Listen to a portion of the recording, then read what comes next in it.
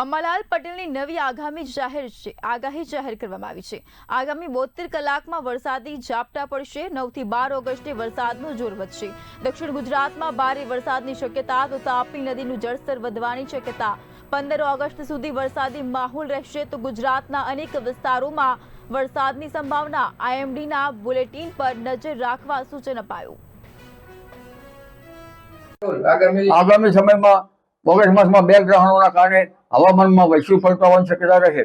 September ઓક્ટોબરમાં સાગરમાં ઊંચા મોજા ઉછળવાની શક્યતા રહે। ગ્રહણની અસર લગભગ 3 માસ જેવી રહેતી હોય છે અને તદ ઉપરાંત જોવા જઈએ તો 5મી હમણાં ઓગસ્ટે હવામાનમાં પલટો આવ્યો હતો અને ઘણા ભાગમાં વરસાદ કે વરસાદી છાંટા થવામાં હતા। હવે પણ લગભગ આગામી 72 કલાકમાં પણ હવામાનમાં પલટો આવવાની શક્યતા રહે। તારીખ 8મી ઓગસ્ટે કેટલાક ભાગમાં વરસાદ થવાની શક્યતા રહે। તારીખ 9, 10 અને 11 ઓગસ્ટમાં વરસાદનું પ્રમાણ વધે।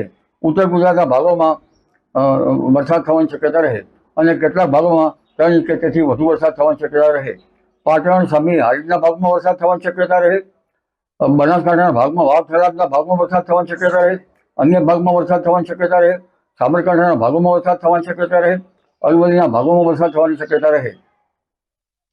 તેમજ લગભગ પંચમહાલના ભાગોમાં પણ વરસાદ થવાની શક્યતા રહે। દક્ષિણ ગુજરાતના ભાગોમાં પણ વરસાદ થવાની શક્યતા રહે અને કચ્છના ભાગોમાં વરસાદ થવાની શક્યતા રહે। તેમજ જામનગરના કેટલાક ભાગમાં વરસાદી ઝાપટા પડી શકે। દ્વારકાના ભાગો અને પોરબંદરના ભાગોમાં વરસાદી ઝાપટા પડી શકે। સૌરાષ્ટ્રના અન્ય ભાગોમાં પણ વરસાદી ઝાપટા પડવાની શક્યતા રહે। પણ ઉલ્લેખનીય છે કે તારીખ લગભગ 17-18 ઓગસ્ટમાં મઘા નક્ષત્રમાં પણ વરસાદ થવાની શક્યતા રહે।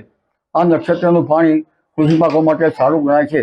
પહેલાંના વખતમાં આ પાણી શહેરોમાં ટાંકામાં ભરવામાં આવતું હતું અને લગભગ તારીખ 23 ઓગસ્ટ બાદ પર્વતાકારનો મેઘ જ્યાં ચડે ત્યાં પડે।